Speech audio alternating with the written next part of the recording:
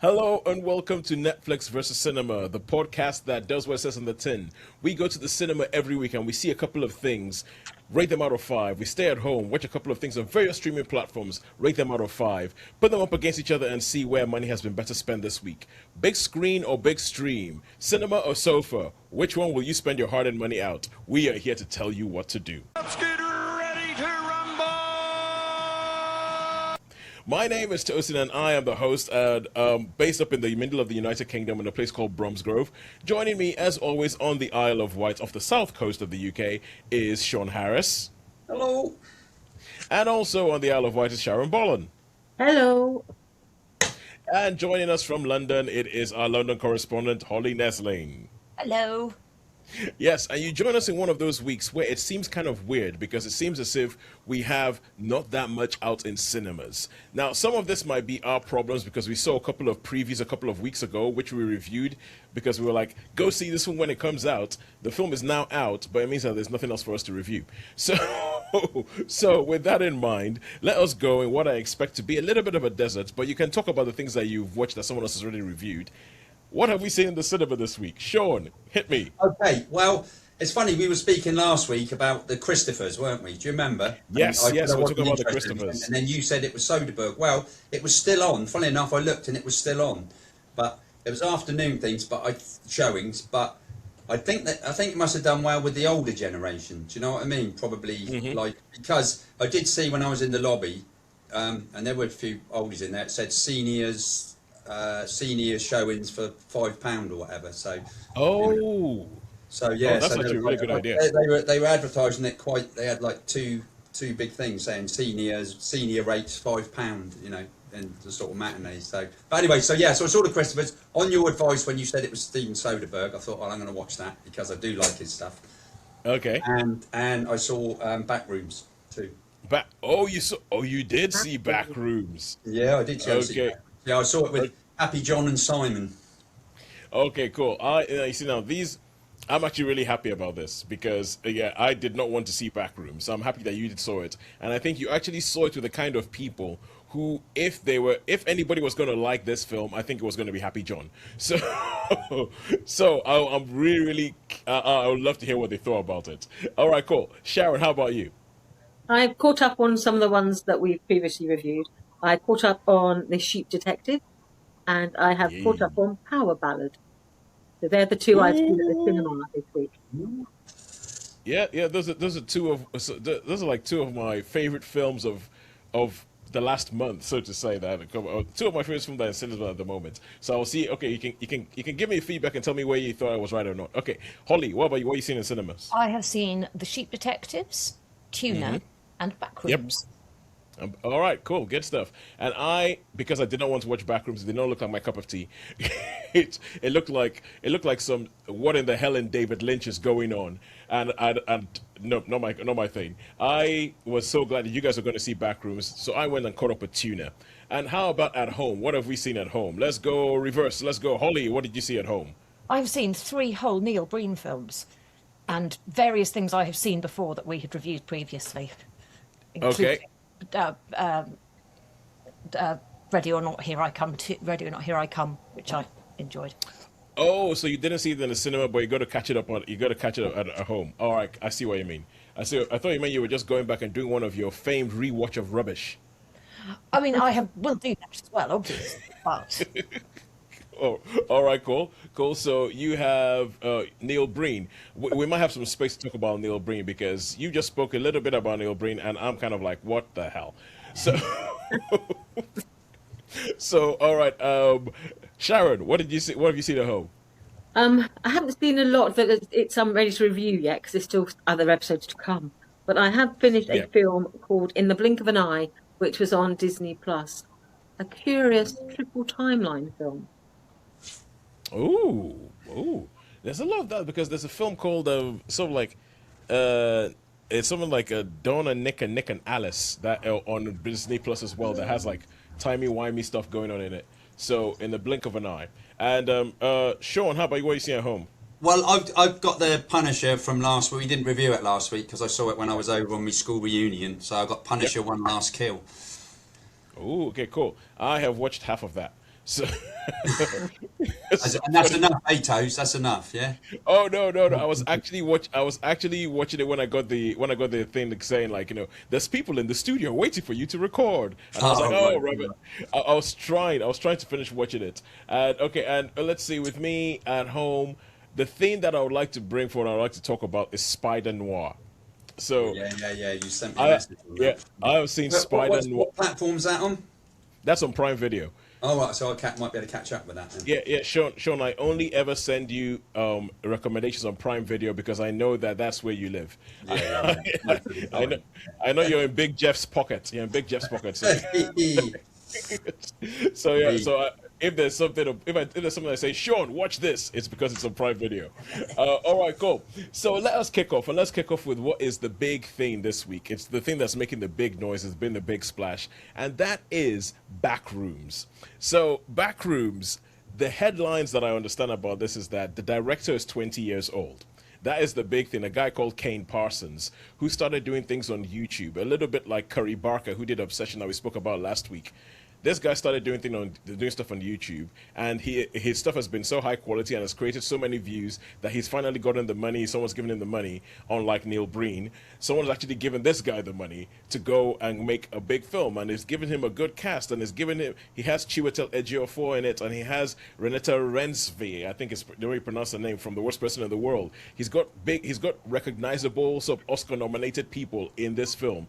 I will remind you, he is 20.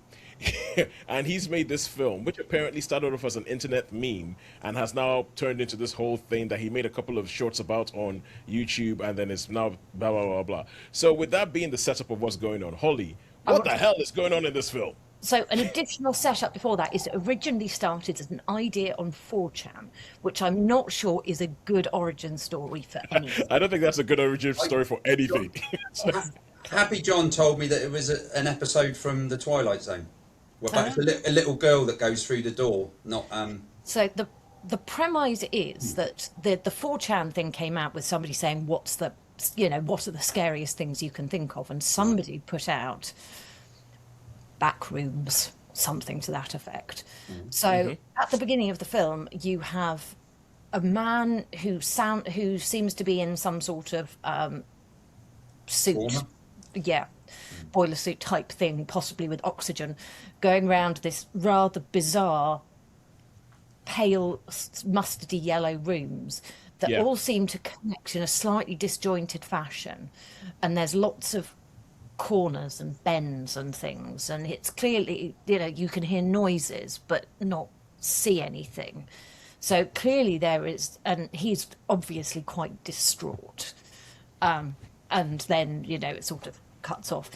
Then in present times, you have the owner of a furniture store who is suffering after a divorce where he'd always wanted to be an architect. He'd trained, but this was not happening.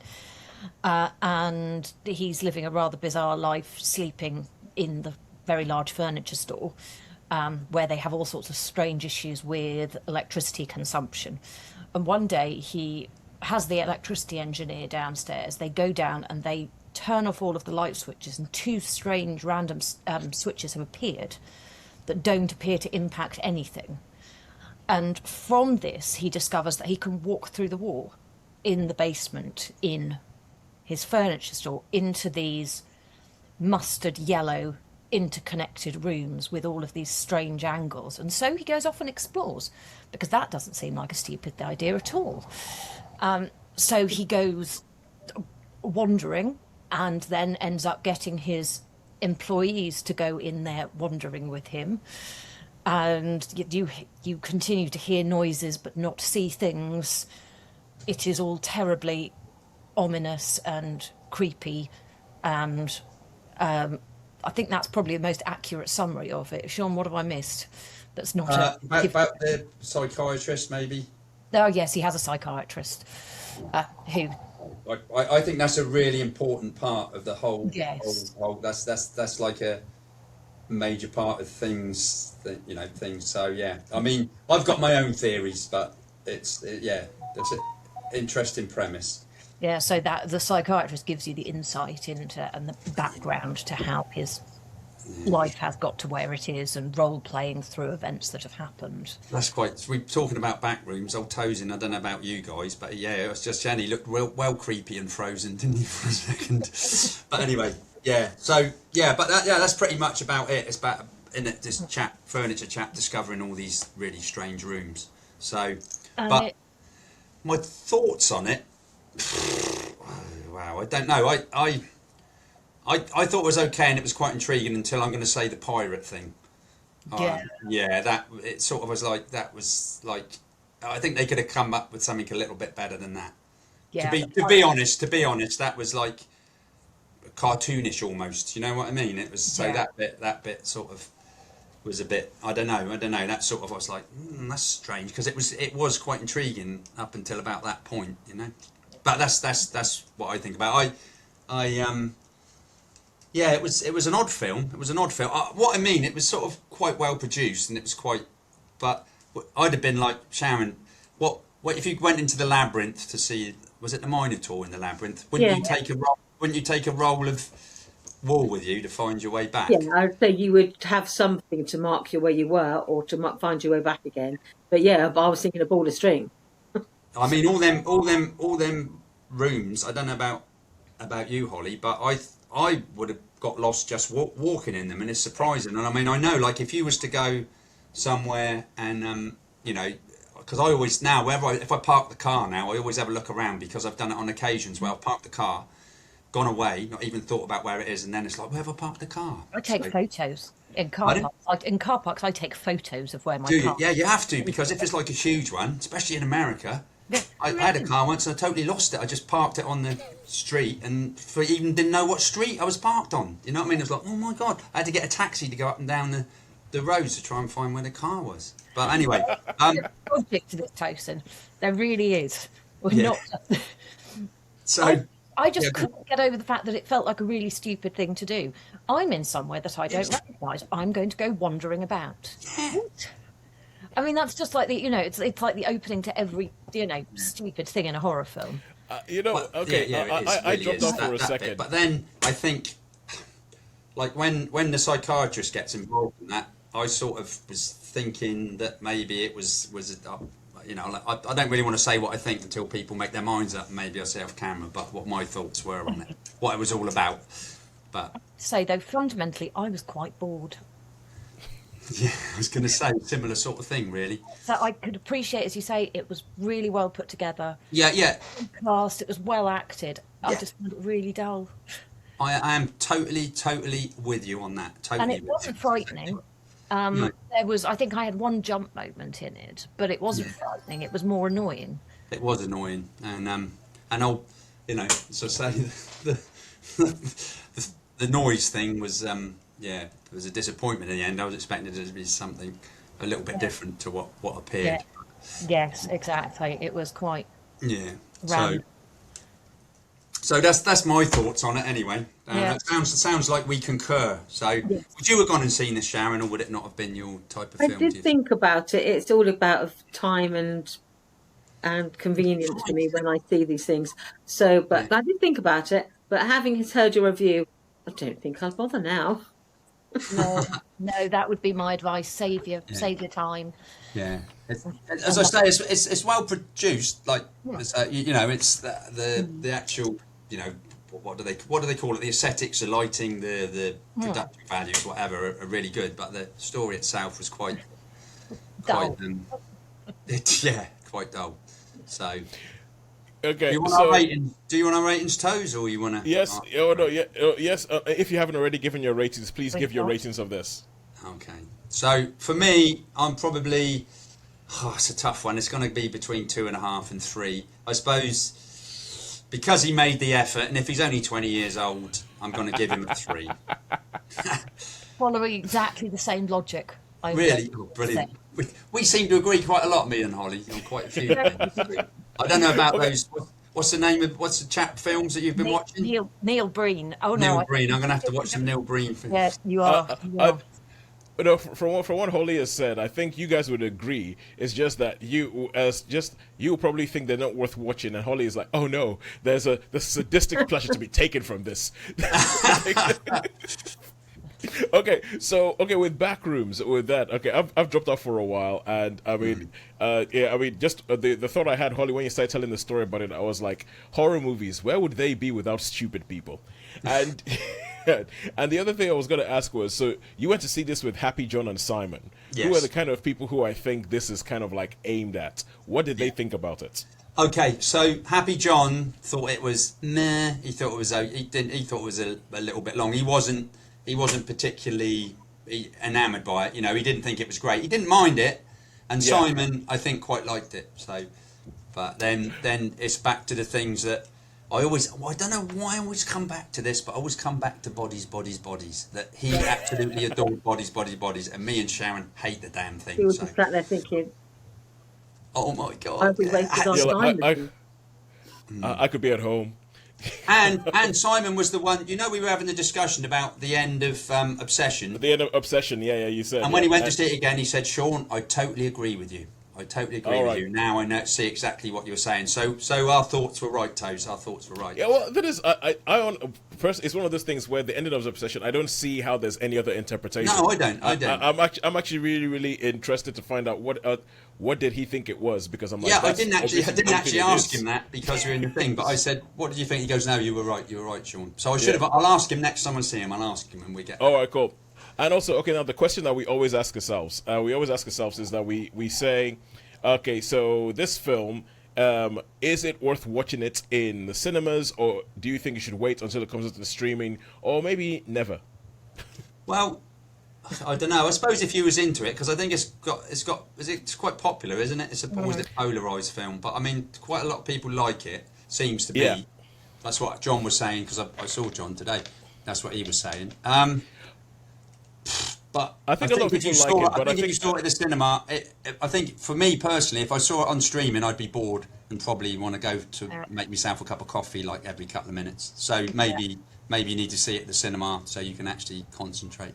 I think well, yeah, as well. But interestingly, in the showing we went to, there was applause. Oh wow!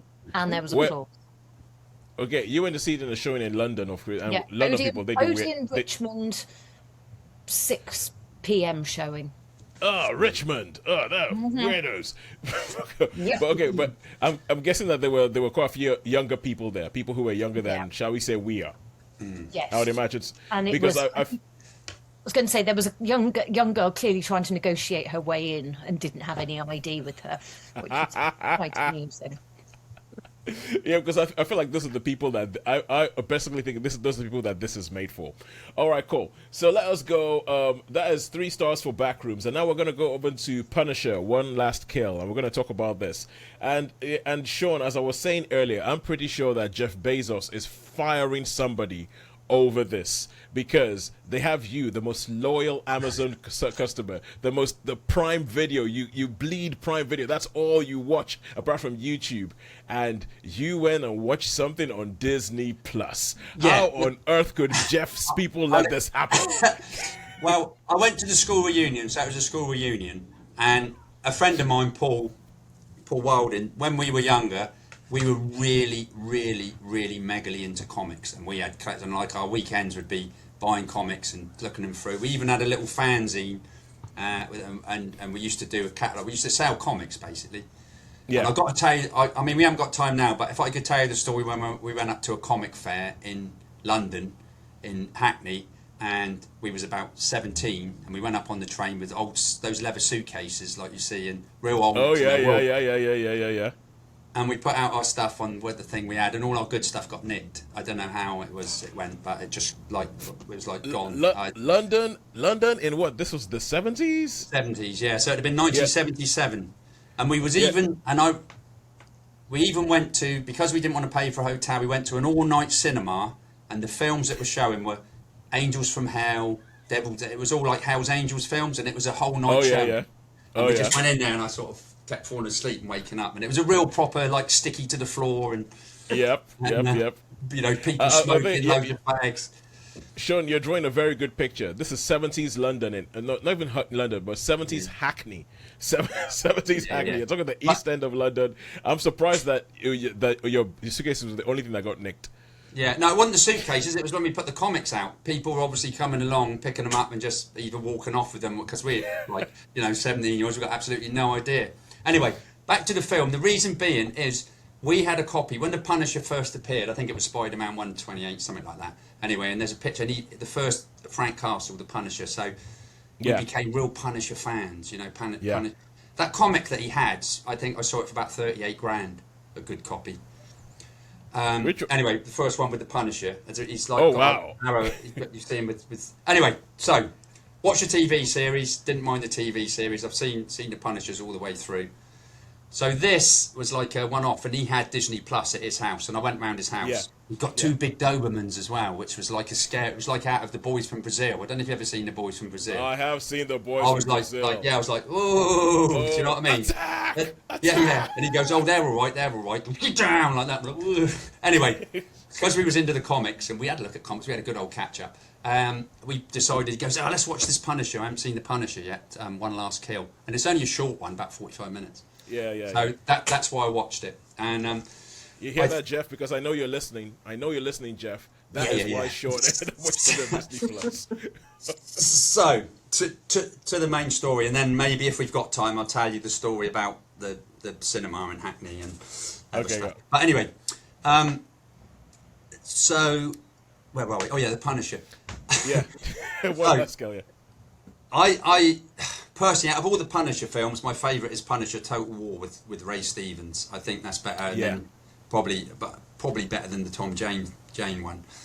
But there's a nice little fan film made called Dirty Laundry with Tom Jane, which is absolutely brilliant. Have you seen that? I've seen that. With the bottle of Jack Daniels. Anyway, yeah.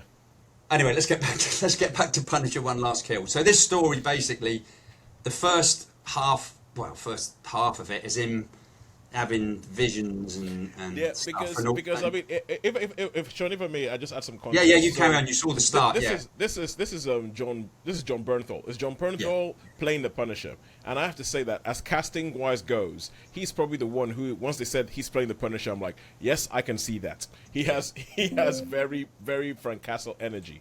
And so the whole idea of the Punisher is that his family gets killed. He's a Marine. His family gets killed, and that's what makes him the Punisher. He becomes a vigilante and decides everybody is going to suffer. All the bad people in New York are going to suffer. And what's always set him apart from Spider-Man, who he hangs around, and the Fantastic Four and everything like that. So the Punisher has absolutely no bones about killing people. In fact, he thinks that is what we're going to do. We're going to kill them. Yeah. And so he decides, and it's like, you know how you always have, there's some things that go with all these superheroes. So Spider-Man is great power becomes great responsibility. The Punisher is, you killed my family, I'm going to kill all of you. When One Last Kill starts, he has tracked down everybody that was connected with the killing of his family, and he's wiped them all out. He's in New York, but because he's wiped them all out, there's a power vacuum. He's the Nucci family. He's wiped the Nucci family out. But into that vacuum is just chaos, and there's riots and everything like that going. Meanwhile, while all this is going on out there, he doesn't care. He's thinking, I've done what I'm supposed to do. What is the point of my life? And it starts off with him pretty much essentially considering joining his family in the quickest way possible, because he's like at his family's graves and all that kind of stuff. And then I think what sets the whole film up is that there's one member of the Nucci family who he didn't kill, who is like the matriarch of the Nucci family, played by Judith Light. And she finds him and she says, we've put out a hit on you. 6:30 tonight, everybody who has a gun pretty much in New York is going to be descending on this location, and they're coming to get you. And that's a setup for this 45-minute. That's where I stopped watching, and I realized, and I'm figuring that what's going to come next is going to be carnage.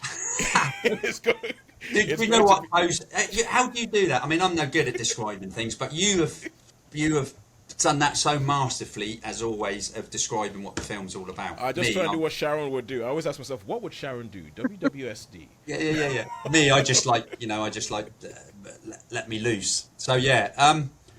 Right. Okay. So my thoughts on this is, I don't know. It didn't ring true with me, Toes, start of him having, because he has flashbacks and all that, and I'm like, this isn't the Punisher I know. This is not. He's not. And I think.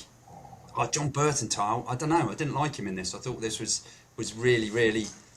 He sucked. as far as I'm concerned. I always had respect for him. I always had super respect for the Punisher, right? And I lost it all with this. I lost it all with this performance, with what was going on and the way he was.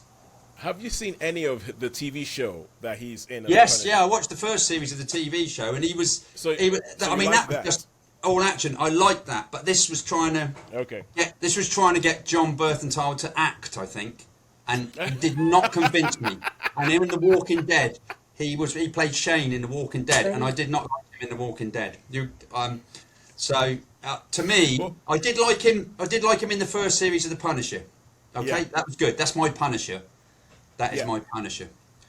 But in this, I don't know if they were trying to turn him into some sort of Marlon Brando or something. Were trying to turn him into, but he just did not. For me personally, I thought it sucked. The action, and so when it does finally, and I was going, oh come on. When it all kicks off, yeah, when it all kicks off, it's just John Wickish. But normally in the things I've watched in the TV series, he's calculated and he knows what he's going to do. In this was just silly stuff, and he'd have been killed within the first 5 minutes. Of all those people trying to kill him, he would not have lasted, and that really cheesed me off. So yeah, no, I didn't like this. Okay, cool. So how many stars did you give it? Because obviously I can't give it any stars. No. Well, I would say probably, I don't know, a tough one again. I mean, I can't be too harsh, I suppose, but I suppose I can be too harsh, and this is going to surprise a lot of people, I suppose, because they love the Punisher. But this was disappointing, really, really big time. This was not my Punisher, and at the end, he would have been killed within the first 3 minutes. Anyway, so 2.5. 2.5. This is funny. It's like, it's almost like Sean's going to start a hashtag not my Punisher, like not my president. But it's because I feel like with essentially John Bernthal is in a lot at the moment. He is in a lot. He's like wall to wall. He's like in the And this is actually one of 2 things that dropped on Disney Plus starring him, because there was a special episode of The Bear called Gary with him in it, and then there's this which dropped as well out of nowhere with him in it, and there are some beats I think that you're beginning to see over and over again, even in the small bit that I've seen. There's bits in it where he's sat down there in his underwear, rocking back and forth in a room, and I'm like, I saw almost exactly the same scene, but like, a little bit like, PG-13 in what's that film he did with Ben Affleck, the Accountant too. The Accountant, the Accountant too. Oh yes, you're right. I was like, this is almost the exact same scene. Just with less talking to ghosts, but it's like, I was like, okay, but that way I begin to think, okay, I feel like it might be getting that whole thing where you have actors who start doing the same thing over and over again. Mm-hmm. We might be getting there with him, but we don't know. But 2.5 for Punisher One Last Kill. I will finish watching it and I'll tell you what I thought, because I agree that if you expected the Punisher, who is like this remorseless killing machine, and then the first time you see him in this, he's crying, it might rub you up the wrong way. Yeah. Rub me up the wrong way. it might just rub you up the wrong way. I mean, I know there's PST or whatever they call it, PTSD. But I mean, no, Frank. I can know that, but essentially, I had to do a lot of drawing the lines and saying, okay, this is what's happened from the last time I saw him till now. Because the first time I saw him was in Daredevil season 2. And, I haven't seen the Daredevil one. So is he good in that? I thought he was really good. His first appearance of the shows, especially in Daredevil, because Daredevil is a brutal show. The TV versions of Daredevil are brutal. Oh, I might have to catch up with those then. There's loads. For me, Daredevil was never one of my popular comics, or never. Okay, Sean. I think Daredevil. The problem is that it's all on Disney Plus now. It used to be on Netflix, but they've moved it to Disney Plus. So there's Daredevil and there's Daredevil Born Again. And honestly, the first season of Daredevil, not Born Again, but the first season of Daredevil, I think you would love it. The way the Kingpin shows up, the way everything, Vincent D'Onofrio as the Kingpin is excellent. And it's I don't know, the first season of Daredevil is one of the best things I've seen on TV. Okay, I'll keep that in mind. And the Punisher appears in that, does he? Oh no, he appears in the second season. Oh, right, okay, in second season. Okay, all right, cool. That was the first play. That was the first time John Bernthal played the Punisher. All right, cool. Now let's go back. No, actually, let's stay with streaming. Let's stay with streaming because I'm just going to mix things up a little bit, especially because Sharon has been sitting down there very nicely, Very nice. not saying anything. Sharon, tell us about In the Blink of an Eye. Yeah, this is a Disney Plus film. It's a little a curiosity of a film. I hadn't heard anything about it before I watched it, but it is set over 3 timelines. There's a present day story, and then it goes back to the Neanderthal age, or when at the end of the Neanderthal age, and then it jumps forward into the future onto a spaceship where they're heading towards a new colony planet to save mankind. And how are these 3 stories linked? They all have a familial link, basically. So the prehistoric family you meet this sort of like nuclear family where you get the feeling that they are some of the last of the Neanderthals, and they're living alone in this isolated sort of cave system, and then they sort of encounter I'm trying to think what's the term? Want to say Cro-Magnus. Cro-Magnus man, and then they sort of their families become blended, and then you see this is like the start of a new timeline, and then one of them has like an artifact, and then jump forward sort of thousands of years forward, and then the main character we see the modern day storyline through is excavating. Sorry, they're an archaeologist, is excavating some ancient remains. Oh, the body. Okay, gotcha. And then they find this artifact, and then this artifact becomes a link between them and then the next incarnation of mankind, where it's the future person has been genetically modified so that they don't age, because they are basically the protector on this spaceship, a bit like Silent Running. They're taking to this new colony planet these embryos of the new sort of species, the new humanity, and also plants and animal life and everything they've managed to harvest from the world. They've put on this sort of spaceship, and this one person is there who's had this extended lifespan, so they can live for centuries, to escort all the treasures of Earth, as in embryos and the seeds and the plant life, to this new planet, and how you see the link between how life began, how it's living today, and you see this couple, their relationship, and how they navigate through the world and the uncertainties of what modern life is like. And then you jump forward into the future about, okay, what is the next step for mankind? So you see these 3 phases of man, like the early stages, modern man, and then what is a potential future. And the link of it is that our lifetimes can feel like a blink of an eye, but we're all part of a bigger picture. We're part of this chain that goes back thousands of years, and then we're part of a chain that will go ahead beyond us for thousands of years.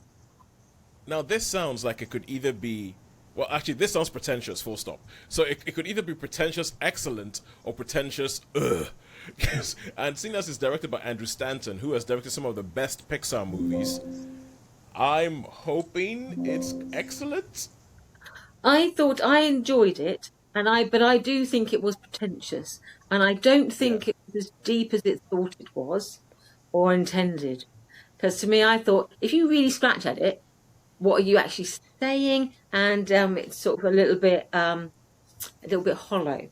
Whereas I thought, so it wanted to be, but it was beautifully done. I mean, each sort of phase it's got its own visual, has got its own feel, has its own mood, and I thought they capture these 3 sort of different phases of life really, really well, and the characters are all engaging, and you're interested in it. But if it was trying to convey something sort of deep and meaningful, I think it sort of missed the mark slightly, because I still felt it was slightly hollow. But then that's probably, I'm talking obviously my look at these things and my perspective as a Christian. And you can't help when people looking about the sort of meaning of life, you can't not bring that with you. And because it was a godless future, to me, I was a bit well, it's a little bit, for me, it was a little bit shallow. So, but I understand, I appreciated what they were trying to do, and I enjoyed it. But ultimately I found it was a little bit shallow, and not as deep and meaningful as they thought it was. Sharon, I'm just imagining you watching the film and they're trying to be deep and meaningful, and you're like, I've got a book you should read. So, Yeah. all right, cool. So, there's a little bit element of that. Sharon, were you going to say something? No, I wasn't going to say anything. I was just fidgeting. I just got my little itchy Your ticks. My ticks, yeah. Oh yeah, talking about ticks, you should watch Spider Noir. But anyway, so let's go. So Sharon, how many stars would you give In the Blink of an Eye? I thought visually it's beautiful. So I would say give it a 3.5, probably 3.5. Okay, 3.5. Cool. That bodes well, because in a couple of weeks, I think my Father's Day present is going to be the whole family's coming to the cinema with me to watch Toy Story 5, which is. And if I've got my things right, that's Andrew Stanton coming back to Pixar and directing a Toy Story film. Ooh. And it's a Toy Story film that everybody's going like, why do we need this? We don't need a Toy Story 5. Which is, while true, Andrew Stanton. So he might do something good with it. So if he did something intriguing with live action, I'm like, okay, cool. Maybe I'm gonna. This is just him getting his muscles all nice, and this is warm up as far as I'm concerned. Nah. So 3.5 for In the Blink of an Eye. And now we're going to go back to cinemas. And, man, Holly, you're not going to speak at all, are you? You spoke about Backrooms, and then that's just going to be it. You're just going to sit there nodding sagely at everything else that we talk about today. Okay, maybe if we have time at the end, I'll give you a Neil Breen bit. All right, cool. So let's go back to cinemas, and let's talk the Christophers. Sean. The Christophers, yeah. Well, I saw this on because you mentioned it was a Soderbergh film. Otherwise, I probably wouldn't have bothered, because I'm not really keen on Ian McKellen. So the story I think we were all in that boat. Yeah. So the story is Ian McKellen's a famous artist, and he's got his two children, and what they hire this forger, this artist, this lady artist, because he's got up in the loft, he's got these paintings called the Christophers, which are unfinished, and so what they want to do that they want her to go in there as an assistant and basically, forge these paintings, and so they can get the money or finish them, so that when he dies, they can get the money and all that. So they can be like, oh look, the finished Christophers, the finished Christophers, yeah. So anyway, so she turns up at his place as like an assistant. She pretends she's like a librarian. She wants to catalogue his life and what have you, and all stuff like that. And she sort of sneaks around looking at things and that. But Ian McKellen is not quite as naive as what he thinks, and he does a lot of research on this, and he says, oh, I know what we're going to do, we're going to burn the Christophers. He says, get them down, we're going to burn them in the back garden, we're going to do that, and then something happens, and they don't in the end. She manages to persuade him to do other stuff, but really he's playing a game. It's a little bit like a sleuthy game with some comic moments. But he knows, and then so that's basically it. It's a story of these Christophers, and then you get these children coming and saying, "Oh, what have you done? What have you done?" Because they've already been paid money, so they need stuff. From what I hear, it becomes a bit of cat and mouse, like a battle of the wills kind of thing. A little bit like that. There's an old Michael Caine film called Sleuth. With him and Laurence Olivier. Anyway, so and there's some funny moments in it. But there's also something, because she used to be an artist. She was quite a good artist, but I don't really want to give things away there. But that's the character she came.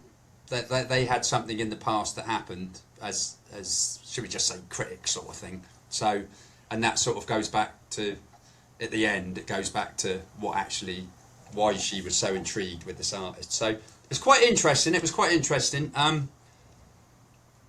Quite a good story, a bit cat and mouse, and then it was really that part of it. The story was a really, really good story. As for the acting, James Corden, I'm not gonna be just I'm just gonna single one out. James Corden was absolutely. It is Corden, isn't it? Corbin, James Corden. You know the one I mean, Corden, the one. Corden, yeah. Corden. I know exactly who you mean. Yeah.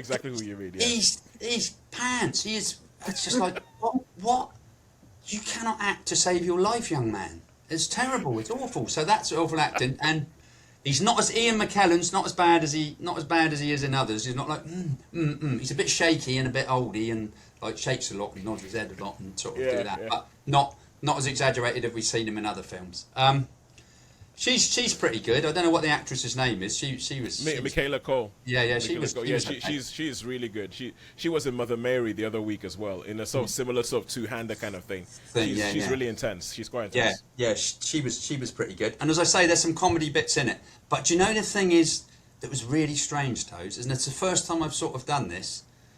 I was looking in the bits where she's going between locations, so going to the house and all that, and they have the extras. And I was looking at the extras, and why, I don't ask. I was looking, for some reason, I was looking at the extras walking past and coming out of shops, and there was one person on a bicycle, and he sort of, what made me look at him more was he was on a bicycle and he looked at the camera as he went past.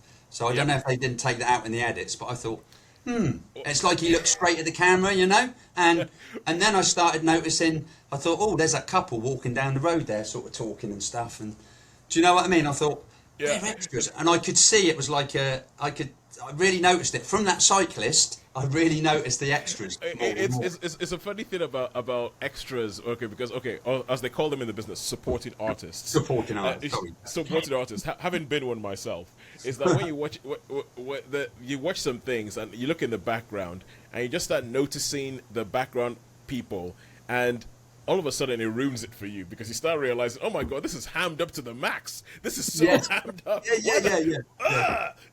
Wasn't anybody telling them what to do? And then you start realizing, oh, that's the difference between an actor and somebody who's just being paid to stand around. Yeah. It's almost like you could almost picture him saying, like, whoever the assistant director is or something, is going, go, right, and you can see it because they sort of, a bit like the Truman Show, you know what I mean? It was like... Sean, I'll tell you, I've been on film sets, it's exactly like that. Yeah. It's exactly, like whenever you see on a film, whenever you see on a film, when you don't say first AD, second AD, third AD, second AD, third ADs, those are the guys who all they do is... Me or you? Or what? Okay, so, no. So third ADs, and they're the guys who are essentially doing crowd work, who are telling the crowds, okay, walk! Yeah. Okay, stop. Okay, now talk, but don't talk. We don't want to catch any sound. Just mime talking. And mime talking looks horrible. It looks horrible. Yeah, well, that's what I mean. Like the couple. See, the ones I noticed, didn't it? The person on the bicycle, he actually looks at the camera. So as he's cycling past, he goes like that. Like what's And I mean, I suppose he could have been. I suppose he could have been looking at where she was walking, but it just didn't look right. It just didn't look right. And then I started noticing. And the couple, there was a couple there that was sort of walking along, and you could see them. But I don't know, it's strange. Anyway, sorry, yeah. Okay, but anyway, okay. So we're coming back. We had these battling things going on, sort of a bit like Ian McKellen and McKellen Cole in the film. Yeah. We had this battling thing going on of Steven Soderbergh. We like him. Ian McKellen. James Corden. It's kind of like a lightning rod. He's a bit of a lightning rod because I think James Corden is actually good, but there's some times when I feel like it happens with actors, like we're saying about actors doing the same thing over and over again. They get into this shtick where they can't really do anything other than themselves, and I feel like James Corden is one of those. At the beginning, when he was doing what's the name of that show, Gavin and Stacey, and when he was playing, like remember there was a bit where he did this skit where he was at the sports awards, like sports personality of the year, and he was like doing this Smithy guy who was like this coach, and it was good, it was fresh and everything like that. He went up to America, he did that show for God knows how many years, and now it seems like he can't do anything but James Corden, and it seems like a lot of people are tired of it, and it's a shame. It's a shame because I've seen him on stage in One Man, Two Governors, and he can be good. So how many stars would you give the Christophers? 2.75. 2.75. So Steven Soderbergh back in his experimental phase, doing some good stuff. All right, cool. And now, I'm just gonna say. Okay, this isn't even going to be a real review, I don't think, because Sean, I want you to watch Spider Noir, and then I want to talk about it. So, but I'm just going to give almost like a preview as opposed to a review. But first, before I do that, who do you think has won this week, Netflix or cinema? Netflix, I think, easy peasy. I think I'd go with Netflix and Friends. Likewise. Yep, it is Netflix and Friends, but it's not as easy as Sean would think. It is only right. only 0.2. No, actually, 0.2, is 0.1. that it? Wow. No, Okay. 0.1. Let's see, 0.125. Oh yeah, I suppose I was thinking Punisher. Yeah, I gave Punisher quite a low score. I was thinking that was a film. Yeah, that's all right. Yeah, no, you're right. Yeah, And you were both Yeah. kind to Backrooms. we were both kind to back. Yes. You're both like that. Even though you were bored, I was so bored I fell asleep. I couldn't. Yeah. I fell asleep when it was a 3 and I couldn't go any lower. So okay, all right. Okay, so essentially, Spider Noir. What I'll say about Spider Noir, and then Holly, you can come in and you can talk to us about Neil Breen. So Spider Noir it's on a Prime Video, and this is based on the character that first showed up in Spider-Man Into the Spider-Verse, the first animated Miles Morales movie. And he was like the sort of gumshoe. He was in black and white while everybody else was in color. He was voiced by Nicolas Cage, and he was like, really, really serious about this really hard pain he has in his heart. And they've essentially taken that character and they've taken the idea of Nicolas Cage playing Spider-Man, and they've made a whole show about it. They made 8 hours about this, but it's called Spider Noir, and it's essentially, imagine if you threw Spider-Man into a film noir. That's what this is. So the whole thing, you have the femme fatales, they have the sort of like New York City setting, you have dealings with the mayor and like with a sort of kingpin character played by Brendan Gleeson. You have and you have this show rather. They give it to you 2 ways, so you can either watch it in black and white, because obviously it's a film noir, but because most people won't want to watch black and white now and it was going to hurt them, they also give it to you in color. But the color that they give you is kind of like, it's, when you see It's a Wonderful Life in color, and like they've colorized the whole thing. It's almost as if they shot it in black and white and then they colorized it. That's what it looks like. Yeah, so it's really, really interesting, and I think it's all I would say is, because everybody knows what's his name, Nicolas Cage is like. Nicolas Cage is known as one of those. Let me put this. There's an episode of the show Community where somebody goes mad trying to answer the question: Is Nicolas Cage good or bad? And he loses his mind because he can't decide whether Nicolas Cage is a good actor or a bad actor. What you know is that he's a committed actor and he does weird stuff. And so throughout this show, you're watching it going, why is Nicolas Cage in this? Why is Nicolas Cage in this? There's 8 episodes, and then episode 6 happens, and you're like, yep, that's why Nicolas Cage is in there. How long are the episodes, Toes? How long are They're about 45 minutes. About 45 each is about 45 minutes. So you watch it, you go, okay, this is why he's in this. This is the episode that he signed up for from episode 6. So I think it's. But anyway, as I said, this is just a preview. So go watch it. We'll talk about it next week. But I really like. There's some things I really, really like about it. The things I really like about it. Yeah, and it has an actress in it called Lee Jun-lee in it, and I was watching it going, where have I seen her before? Have I seen her anywhere before? She was Grace in Sinners. Oh, Oh yes, she was Grace in Sinners, and so I was like, oh yes, of course. When I looked it up, I was like, yeah, but okay, cool. So anyway, that's what I'll say as a preview. We'll talk about Spider-Man next week. Holly, tell us about Neil Breen. Tell us who this person is and why on earth he's deserving of a mention. Neil Breen is an American multi-skilled individual who funds his own films via his realtor and occasionally architecture business in Las Vegas. Clearly nobody else will fund the films that he writes, produces, directs, acts in, edits, and everything else. Writes the theme tune. I'm fairly sure he does, and clearly all of the credits are like typed out.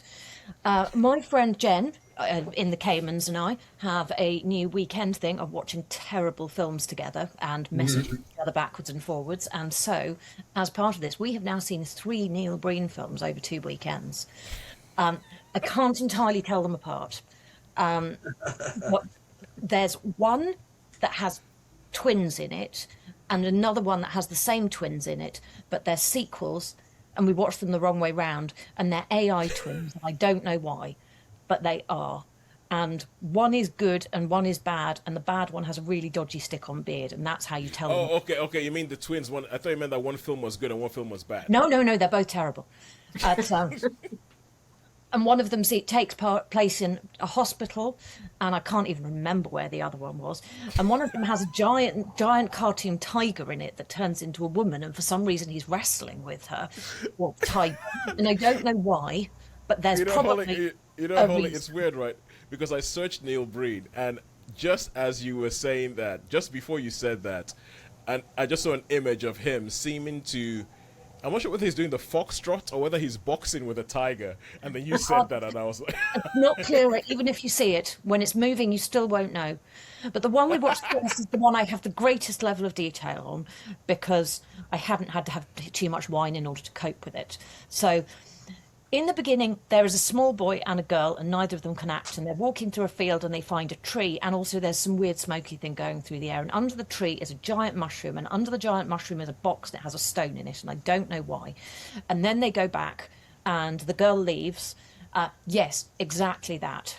That is what happens. It is a cartoon. It's not CGI, obviously. So the girl goes on. Sorry for those listening. I've just shared this picture. I reckon there might be perhaps there's some narcotics or something involved within his stories. Maybe, I don't know. Narcotics would help in the viewing. I might have to watch a couple of them. They're quite extraordinary. They intrigue me. So it turns out that the character then, he becomes an author and a hacker for reasons. And he then decides that he doesn't want to write books anymore, and he's going to investigate the government and corporations who are doing bad things, possibly. He has a girlfriend who is upset about stuff and apparently is addicted to some sort of non-specific pills, but I don't know. And he has a best friend who is fighting with his wife, and he is obsessed with his car, and I don't know why.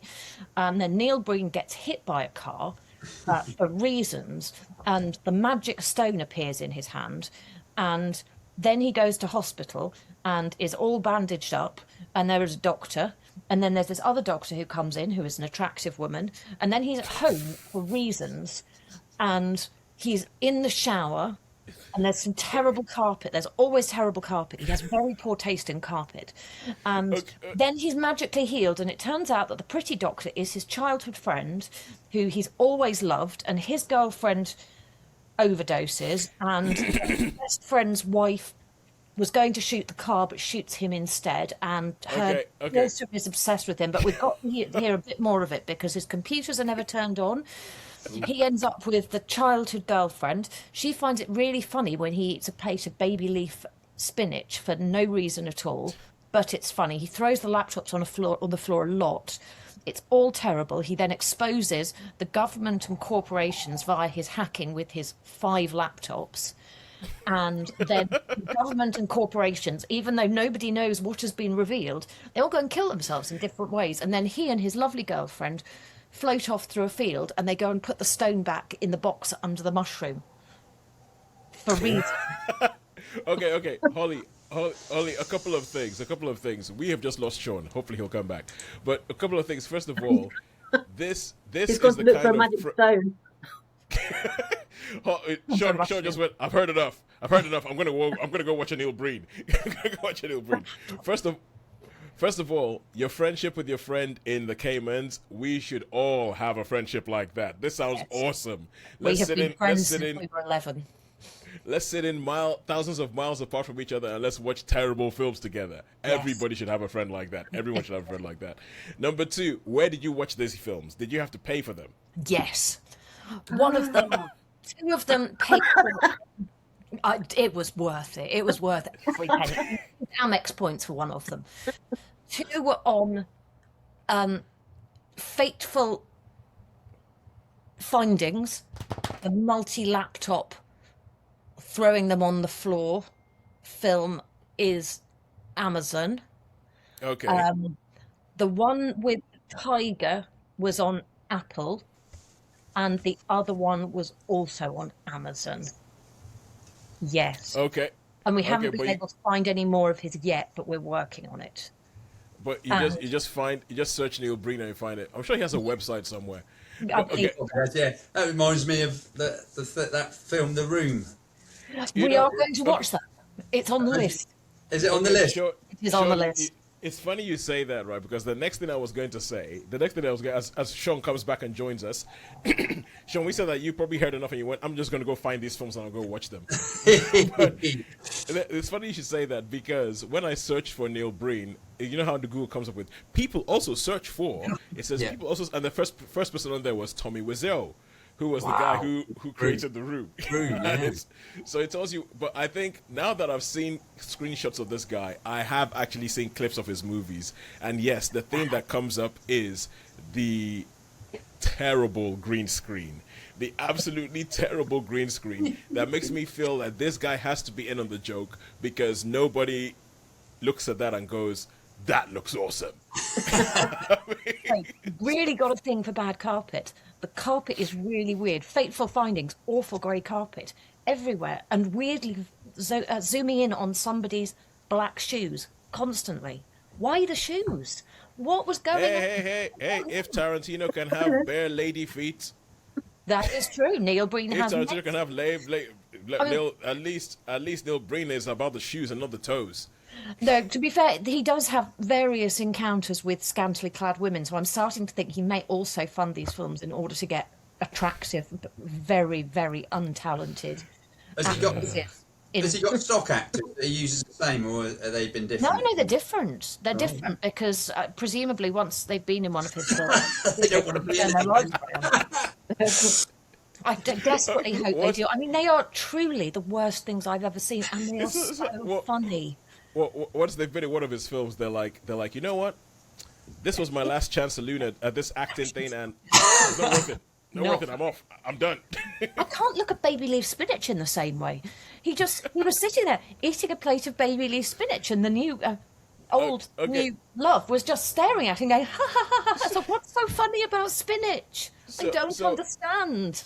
So what we're saying, if nothing else, as a public service announcement, go sit down with a friend. They don't have to be in the Caymans, but sit down with a friend, crack open, I'm hoping, a bottle of something strong, and watch a Neil Breen movie. No life will be better for it. Yeah, because I still maintain that some of the best film watching experiences I've had have been terrible films with people who can just sort of go down into that hole with you together. Oh, I'm simultaneously giving all of his films 0 stars and 5 stars at the same time. They are Schrödinger's bad movies. They are the most enjoyable things, but my God, they're appalling. Yeah. It takes effort to be that bad, and you all have to watch them now. And he has the skill. All right, so I think that's us almost up for today. I was going to check and see if we'd gotten any more correspondence, because I think we have had some correspondence on like YouTube and stuff like that, and Instagram and all. But for anybody who has seen any one of our things on Instagram, on TikTok, on YouTube, please do keep liking, keep commenting. It helps us know that we're just shouting into the void. And get in touch and let us know what you think. We would love to know your points of view on some of these things. Maybe you think Neil Breen is this generation's Orson Welles. Who knows? Faithful Endings might be Citizen Kane. Who knows? Who knows? Maybe 1,000 years in the future, they'll look back and say, "Wow." Maybe as long as any films they could save for future generations, and that's the apocalypse happens, and the only thing that survived were cockroaches and Neil Breen films. Yeah, that's it. They could send it up into space to see if there's alien life and wonder what they would make of it. And they'll be like, "Oh, we're not bothering going to that planet." Corruption. Sorry, what was that, Holly? I say he exposes corruption. All his films, he's exposing corruption by the bad people, who I think are usually corporations or government or both. And why nobody has set him on the Epstein files, I do not know. Well, at least he's He consistent. might end up 6 feet under or something. This is what All right, cool. of us. But anyway, until next time, it's a goodbye from me. It's a goodbye from me. It's a goodbye from me. And a goodbye from me. Thank you very much for joining us.